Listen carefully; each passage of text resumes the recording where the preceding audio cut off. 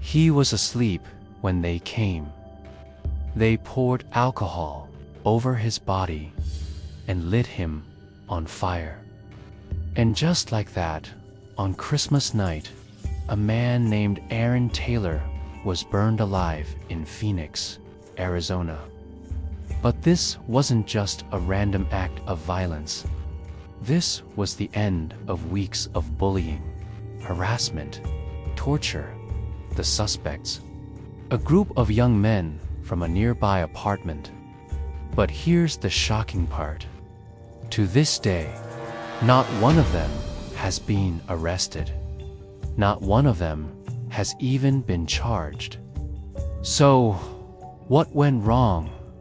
Why did the investigation fail?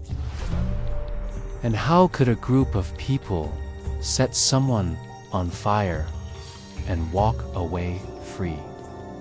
Let's break it down. Aaron Taylor wasn't famous.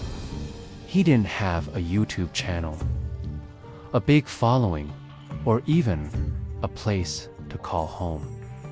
In late 2007, he was a 36-year-old transient living near Paradise Valley Mall in Phoenix, Arizona. Every night, he slept on a bench near a quiet courtyard between a Circle K gas station and a Subway sandwich shop, just off Cactus Road. To most people, Aaron probably looked like just another unhoused man. Someone you might walk past without a second thought. But people who saw him regularly say he mostly kept to himself. He wasn't aggressive. He wasn't bothering anyone. He was just trying to survive. And for a while, he did. But that changed when a group of young men started noticing him. They were local.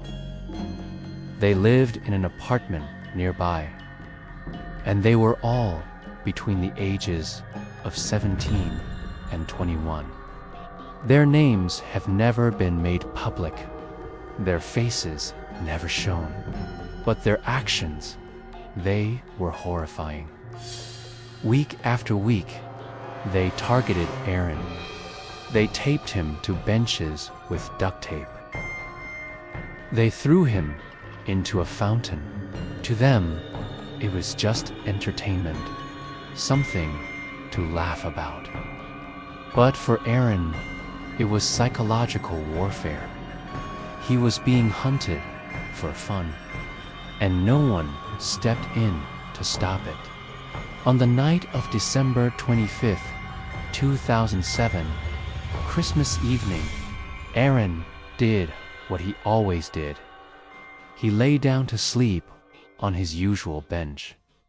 It was cold, quiet, peaceful. For a moment. Only this time, they didn't want to tape him down or throw water on him. This time, they brought something else, alcohol and a lighter.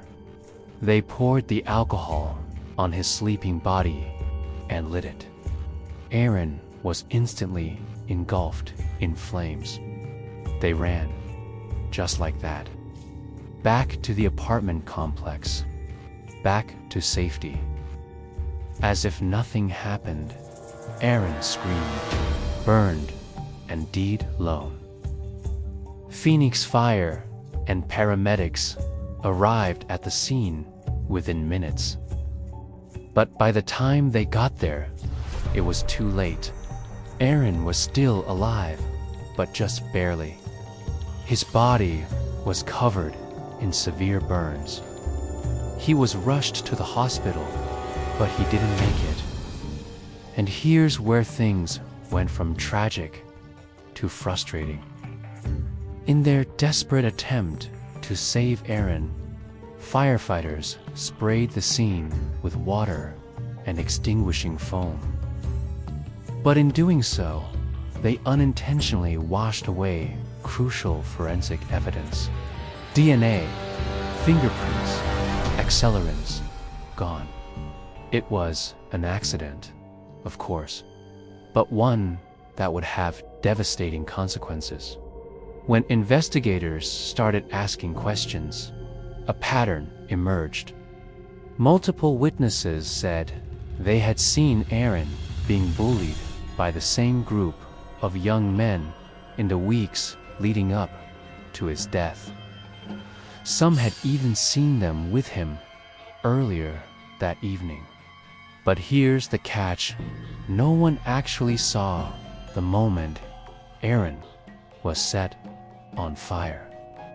Not a single eyewitness could say, "I saw them do it." It was all circumstantial. Strong circumstantial evidence, sure, but still not enough for a murder charge. And without physical proof from the crime scene, the case started to crumble. Phoenix PD detectives did their best. They tracked down the group of young men. They tried to question them, but they were met with silence. Every single one of the young men had already hired a lawyer, and under legal advice, they refused to speak. Their parents, well-connected and protective maid, sure, none of them said a word. And legally, that was their right. No confession, no cooperation, no evidence, just silence. And silence can't be arrested. Without direct eyewitnesses, without forensic evidence, and without a single suspect willing to talk, the case stalled. The detectives hit a wall.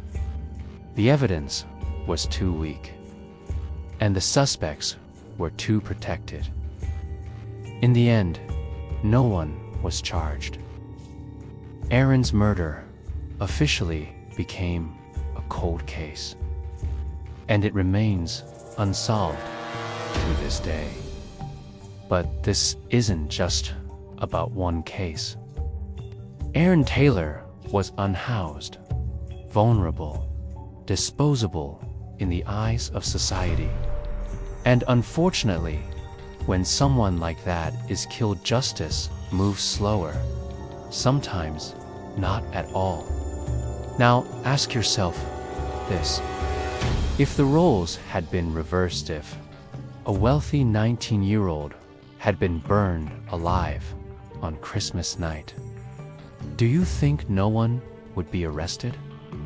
Would lawyers still be enough to make it all disappear?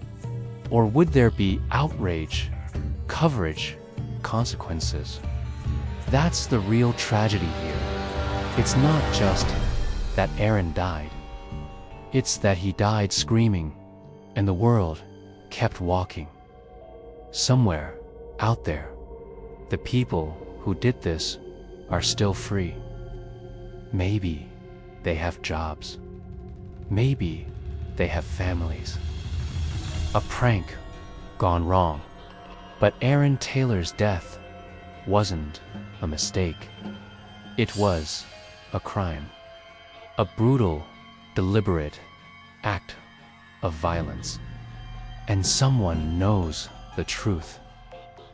If just one person came forward, if just one conscience cracked, it could reopen the case. It could mean justice, not just for Aaron, but for every vulnerable person who's ever been hurt and forgotten. So, the question isn't just who killed Aaron Taylor. The real question is, why did we let them get away with it?